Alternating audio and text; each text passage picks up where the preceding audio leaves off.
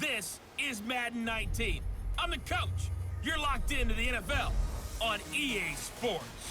We're just about set to get started, and this ought to be a good one between the Pittsburgh Steelers and the Cleveland Browns.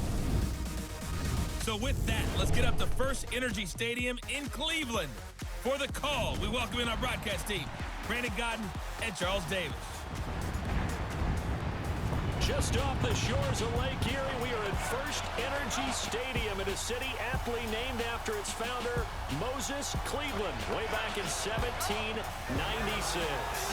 Nothing like the fanfare of introductions to an NFL game, and that was in evidence a moment ago. fireworks, pyrotechnics, you name it. This crowd is ready as their guys get set to match up between the Pittsburgh Steelers and the Cleveland Browns. Hi again, everyone. With Charles Davis, I'm Brandon Gaudin. And, Charles, we look at this Browns ball club, and they've lost 3 straight here, and it goes without saying, I guess, they could certainly use a win. And how do they get a win? Because they've lost 3 straight, I think it's paramount that they get a fast, clean start to this game. Meanwhile, for the visiting Steelers, the beat goes on, doesn't it? A perfect 10-0 to start the campaign. And it's a good locker room to be in, too. Guys don't show up on game day hoping to win. They expect to win. And so far, they've yet to have a letdown. The final playoff push is upon us. It's Week 12 of the NFL season, and we're underway on EA Sports. This one fielded at the 5. And a nice return sets them up pretty good here at the 30-yard line. So here come the Browns for their first drive on offense. At a glance at the man under center at 6'5", he always demands attention. I read something prepping for this game that he said prior to, and I think he really said it a few months ago, where he talked about he wants to have the type of season that at the end, he's buying gifts for all the guys who have helped him along the way. And I know that the team wants to hold him to that and really get into his wallet.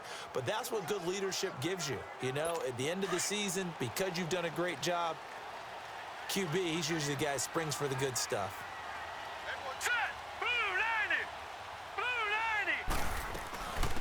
They'll run it now out of the gun. And he went backwards. He'll be down at the 30. It's a loss of a yard there, and now 2nd down. Okay, there's a tone setter. First play from scrimmage. Stuff him in the backfield. You know what they were doing last night in the hotel room? Visualizing exactly that. That's what they were thinking about. Making that play, having leverage, lower than the offensive lineman, getting into the offensive backfield, knocking someone down. Just what you said, setting the tone early for this game. Jeez, you are fired up. When I see a play like that, I can't help it. A good play there as the Browns strike for 16 and a first down. Here we go now. Now a play fake here on first down. He'll find his man on the comeback route, complete. And he is tackled inside the 40, not quite to the 35. So from the 36 now, 1st and 10.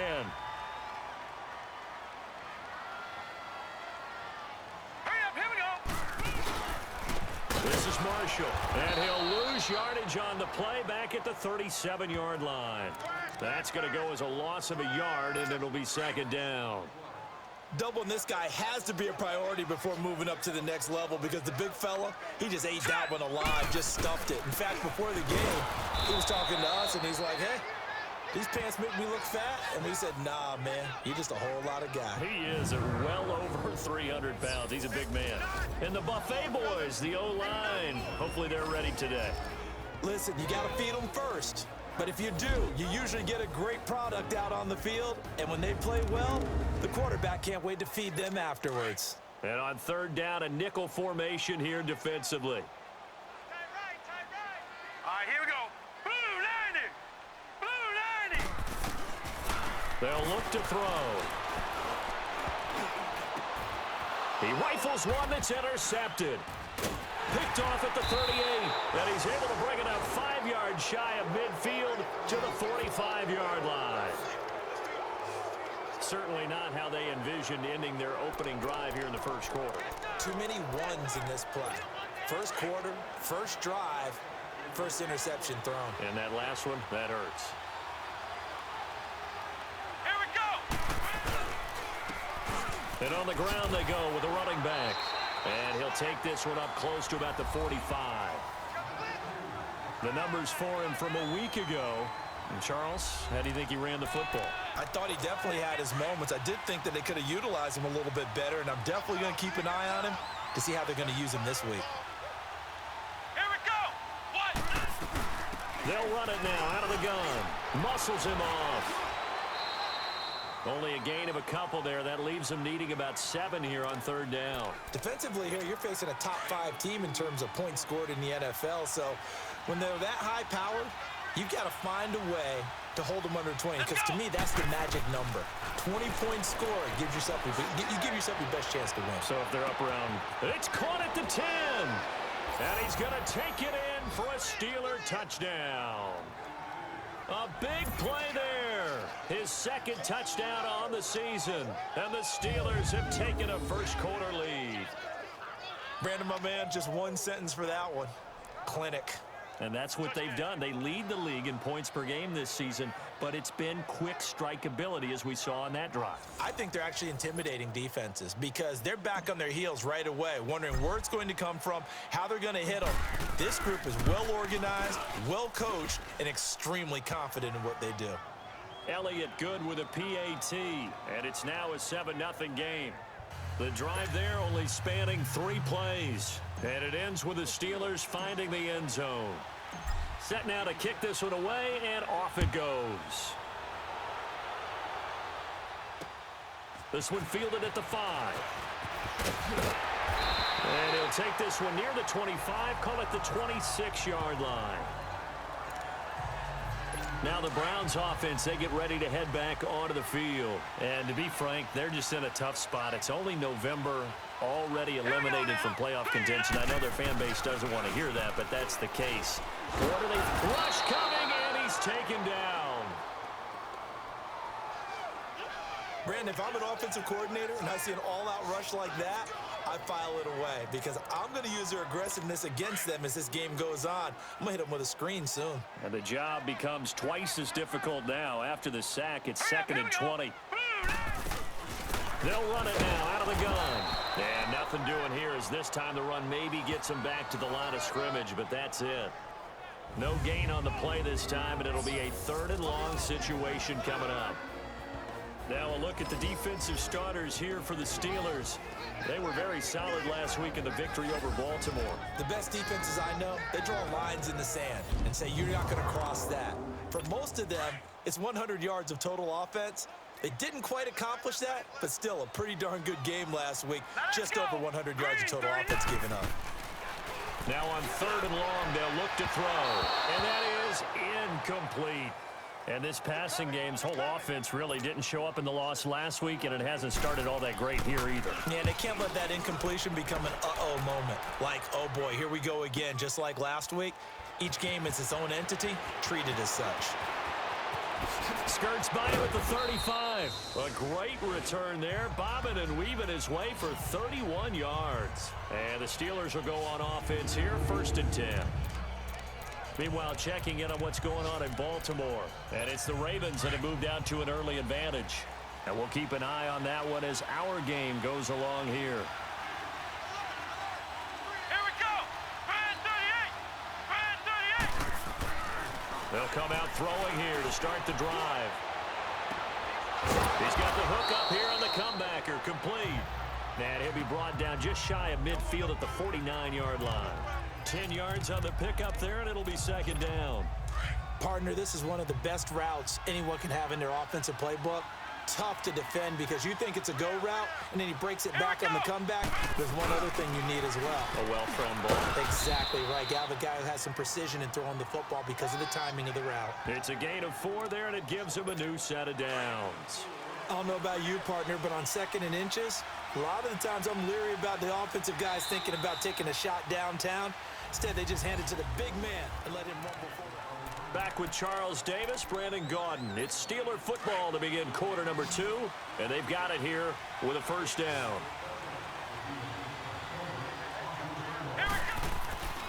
They'll set up a throw. Oh, he's got a man wide open, complete.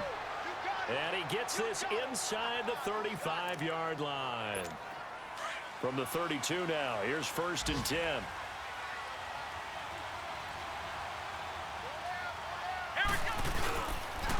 And they'll try the ground game here with the running back. Look at the dance and the juke. And he's going to take it in for a Steeler touchdown. A great effort there with his 16th touchdown of the year. And the Steelers are going to add on to their lead. And partner Emmitt Smith now moves to number 2. His record of 165 career rushing touchdowns has been broken. What else can you say but wow? I have no other words but wow, because Emmitt Smith set the standard, a guy that always found his way into the end zone. That record has now been eclipsed. The only thing our new record holder has to worry about, will Emmitt come back and try and get his record back? Elliott good on the extra point, and it's now 14-0.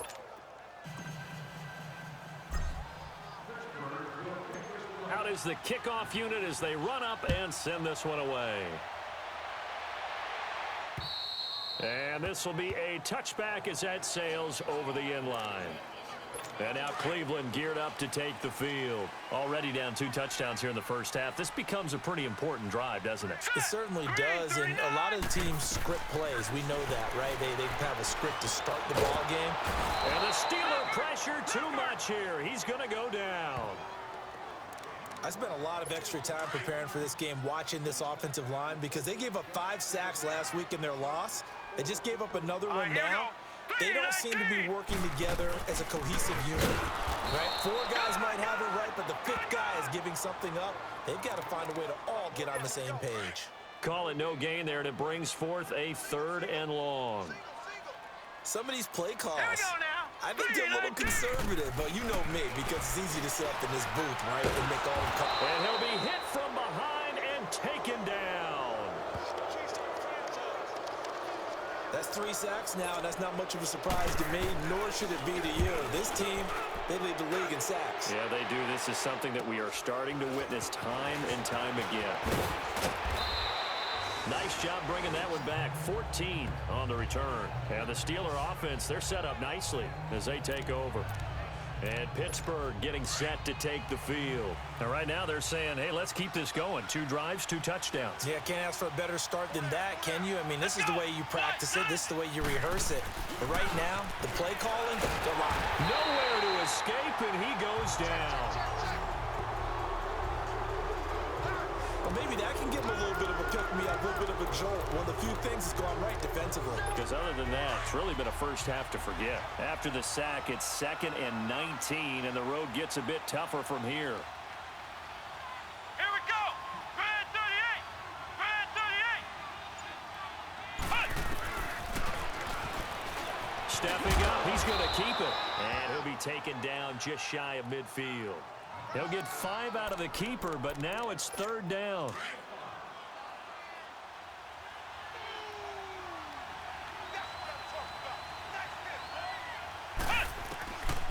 They're going to look to throw. And he'll be out just a yard or 2 shy of the 30.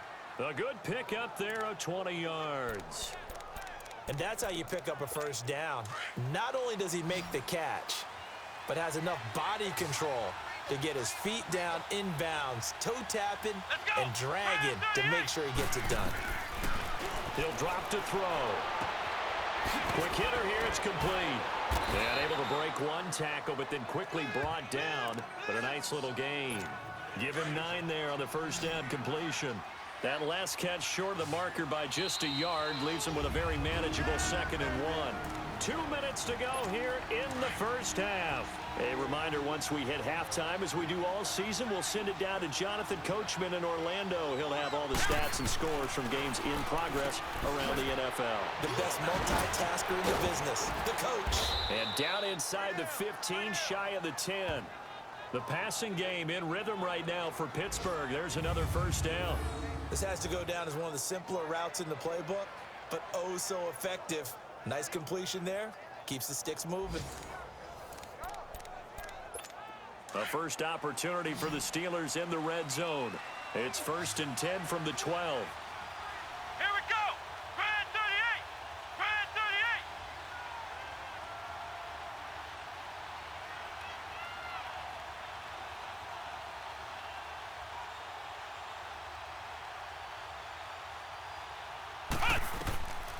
Back to throw here. And it's caught. And he can't quite get there. Tackled down at the 1. 11 more on that one and another first down. Looked like the screen pass was taken away there, and that was a nice job of improvising, but it's not normal. Usually when the screen pass is taken away, you're taught to just throw the ball at the ground at the feet of the receiver so that you don't get it intercepted and just start over, but he ended up finding another receiver.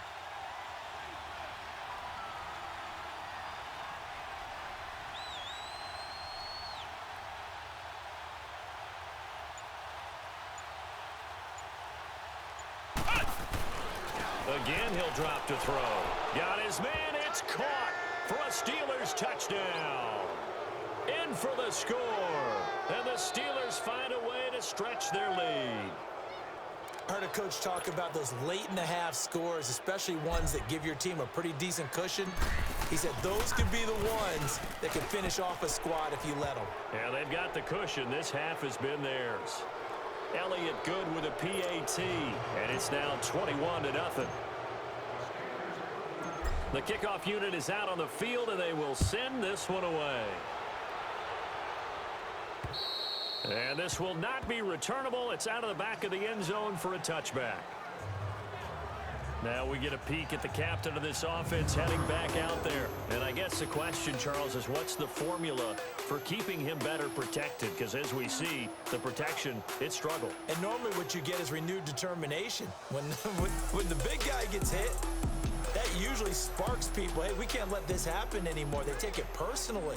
He's not supposed to be on the ground, but that hasn't been the case so far in this game. So maybe they've got to figure out how do they get rid of the ball faster to help out the offensive line so he doesn't get hit as much. And we'll see if they can keep him off the ground now going forward. Pressure comes, and the Steelers take him down. And before this second down play, we'll get a whistle, a signal, and a timeout, as the clock will stop with 37 seconds to play in this first half. All right, here we go. From the shotgun, he'll look to throw. Throwing for his running back, and he's got him complete. And they'll bring him down here up at about the 22-yard line. A gain of 4 on the play, and it'll be a third and about 13.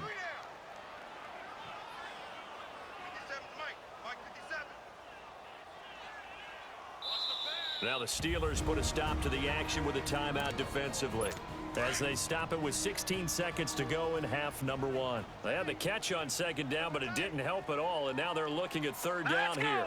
Green, 39! And they'll go ground game here with a tailback. No gain on the play there. A nice job defensively, and it likely forces a punt situation on fourth. The Browns send out their punter now, as he's on to kick it away. And a fair catch taken back near about the 35, 36-yard line. Yeah, call it 38 yards on the punt, no return. And there'll be time for maybe one final play before halftime. Let's go!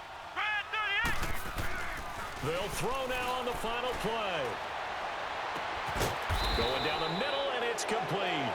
And they've got it well across midfield, down to the 40 before it's all said and done. So we've reached halftime here with the visiting Steelers out in front, as we send you down to Orlando, where Jonathan Coachman has our EA Sports Halftime Report. Coach. All right, Brandon, thanks very much. Things starting to get interesting in this final weekend before Thanksgiving. So let's see what's going on around the NFL. We'll begin our trip around the NFL with an interesting one right off the bat, and it's the Bengals who are out in front. The Bengals at 5-4, trying to get that 6th win of the year. Next, we head off to check out another game, and they have the lead in that one over the visiting Raiders. The Skins seem to be on their way to what would be a good victory. Finally, let's get you to Baltimore to check on the Ravens at home at M&T Bank Stadium. And they've got the lead over the visiting Houston Texans. The Ravens looking to sew that one up, and they look to be in pretty good shape. Meanwhile, our game has been a boat race. Very one-sided to this point. And for the call of the second half, let's get it back to our commentating team of Brandon Godden and Charles Davis.